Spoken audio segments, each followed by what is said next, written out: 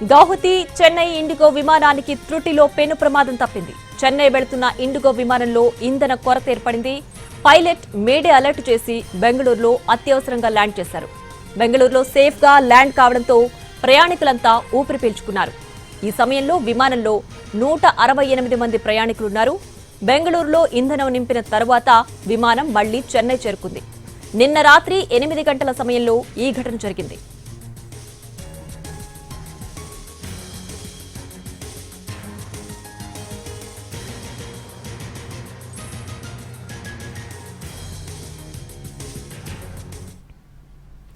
Guwahati Chennai IndiGo విమానానికి త్రుటిలో పెను ప్రమాదం తప్పింది. చెన్నై వెళుతున్న ఇండిగో విమానంలో ఇంధన కొరత ఏర్పడింది. పైలట్ మేడే అలర్ట్ చేసి బెంగళూరులో అత్యవసరంగా ల్యాండ్ చేశారు. బెంగళూరులో సేఫ్ గా ల్యాండ్ కావడంతో ప్రయాణికులంతా ఊపిరి పీల్చుకున్నారు.